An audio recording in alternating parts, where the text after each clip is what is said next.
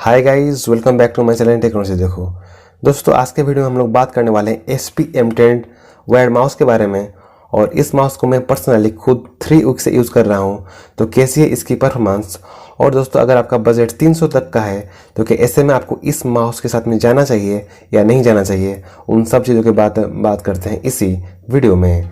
चलिए दोस्तों शुरू करते हैं। दोस्तों ये देख सकते हैं, इस माउस का बॉक्स कुछ इस तरह का लुक के साथ आता है। और इसमें आपको विंडोज़ 7, विंडोज़ 8 और विंडोज़ 10 का कंपैटिबिलिटी देखने को मिल जाती है, जो कि एक बेहतरीन बात है इस माउस के बारे में।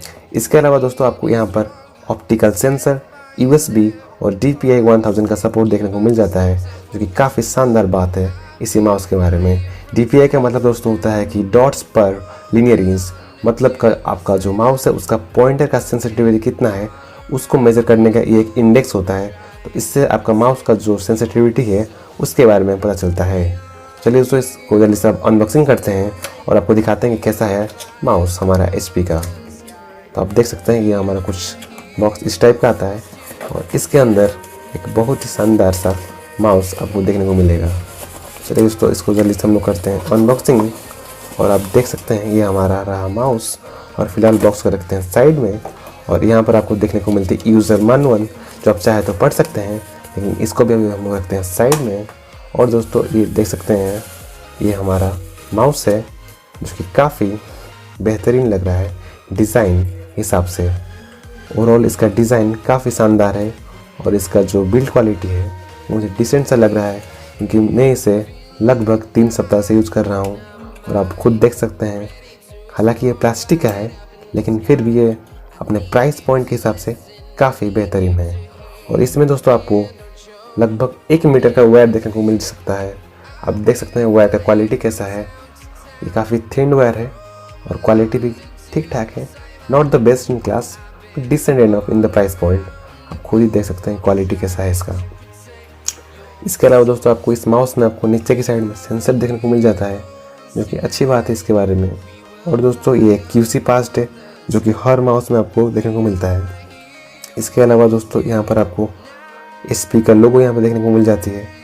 और अगर बात करें कि आपका जो हैंड है इसमें आपको माउस को कैसे फिटिंग आती है, तो आप देख सकते हैं काफ़ी सही फिटिंग आती है। ये कोई भी गेमिंग माउस नहीं है, नॉर्मल सा माउस है, लेकिन उसके हिसाब से भी अगर आपका हैंड मीडियम साइज़ का है तो इसमें पूरा तो पाम रेस्टिंग नहीं होगा, लेकिन फिर भी ठीक ठाक फिटिंग हो जाता है। तो आप देख सकते हैं कुछ इस टाइप का माउस हमें देखने को मिलती है। अगर दोस्तों बात करें इस माउस के वारंटी के बारे में, तो हमें दोस्तों 1 ईयर का वारंटी देखने को मिलता है HP की तरफ से, जो अगेन एक प्लस पॉइंट बनती है इसी माउस के बारे में। अब दोस्तों मैं आपको इस माउस को अपने लैपटॉप से कनेक्ट करके दिखाता हूँ, तो आपको समझ में आएगी कैसी है इसकी परफॉर्मेंस। दोस्तों अब आप देख सकते हैं ये हमारा जो माउस है ये हमारे से लैपटॉप से कनेक्ट हो चुका है। और मैं आपको दिखाता हूँ कि इसका रिस्पॉन्स कैसा है। तो आप खुद ही देख सकते हैं, मैं यहाँ पर क्लिक करता हूँ तो ये बहुत ही कम टाइम में खुल जाता है।